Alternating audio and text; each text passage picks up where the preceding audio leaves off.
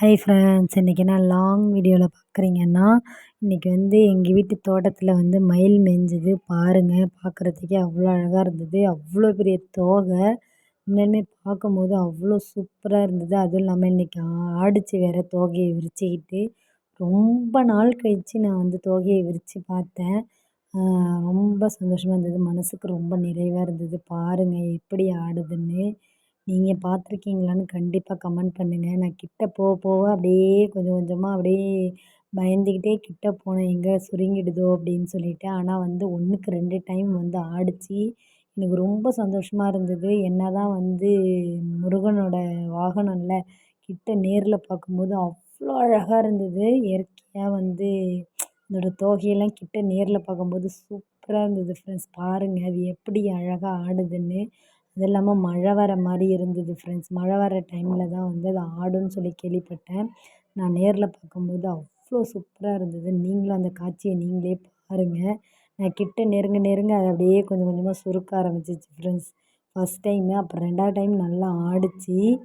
பாருங்கள் எப்படி இருக்குன்ட்டு, எப்படி ஆடுதுன்னு பாருங்கள் ஃப்ரெண்ட்ஸ் நீங்களே. இதெல்லாம் வந்து இயற்கையான காட்சி இதெல்லாம். அவ்வளோ ஒரு இதாக இருந்தது. மனதுக்கு ஆனந்தமாக இருந்தது. கிட்ட பார்க்கும்போது நான் கிட்ட போகும்போது கொஞ்சம் பயந்துக்கிட்டே போனேன். ஏன்னா வந்து ஒரு ஒரு 2 மைல் தள்ளி தான் இருந்தது வேறு. எங்கே போனால் எங்கே சுருக்கிடுதோ அப்படிங்கிற மாதிரி ஒரு பயத்திலே போனேன். அது வந்து பின்னாடி அந்த பக்கம் மூஞ்சி வச்சுருக்கும்போது நான் கொஞ்சம் கொஞ்சம் மூவ் ஆகி போயிட்டே இருந்தேன். பாருங்க. கிட்ட போனோடனே அப்படியே சுருக்கிடுச்சு. இது 2வது டைமு. 2வது டைமும் வந்து ஆடிச்சு. ரொம்ப சந்தோஷமாக இருந்தது. நான் வேண்டிக்கிட்டே இருந்தேன்.